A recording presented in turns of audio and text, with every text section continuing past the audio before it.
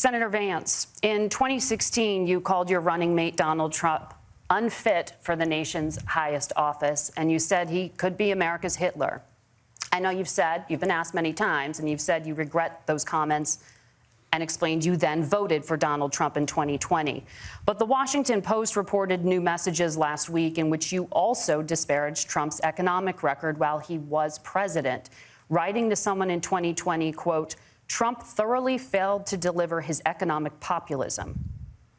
You're now his running mate, and you've shifted many of your policy stances to align with his.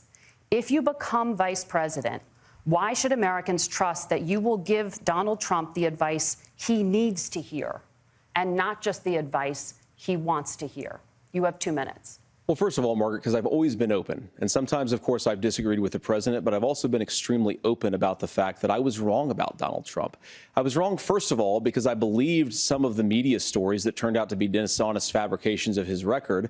But most importantly, Donald Trump delivered for the American people. Rising wages, rising take-home pay, an economy that worked for normal Americans, a secure southern border, a lot of things, frankly, that I didn't think he'd be able to deliver on. And yeah, when you screw up, when you misspeak, when you get something wrong and you change your mind, you ought to be honest with the American people about it. It's one of the reasons, Margaret, why I've done so many interviews is because I think it's important to actually explain to the American people where I come down on the issues and what changed. Now, you pointed out to messages from 2020.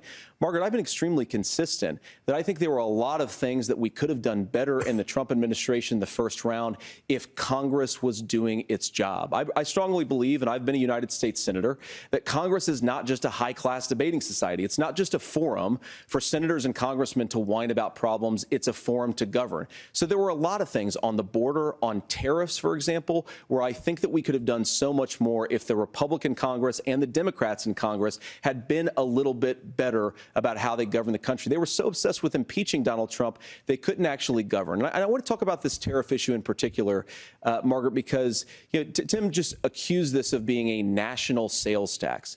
Look, the one thing, and you're probably surprised to hear me praising Joe Biden, but the one thing that Joe Biden did is he continued some of the Trump tariffs that protected American manufacturing jobs. And it's the one issue, the most pro-worker part of the Biden administration, it's the one issue where Kamala Harris has run away from Joe Biden's record.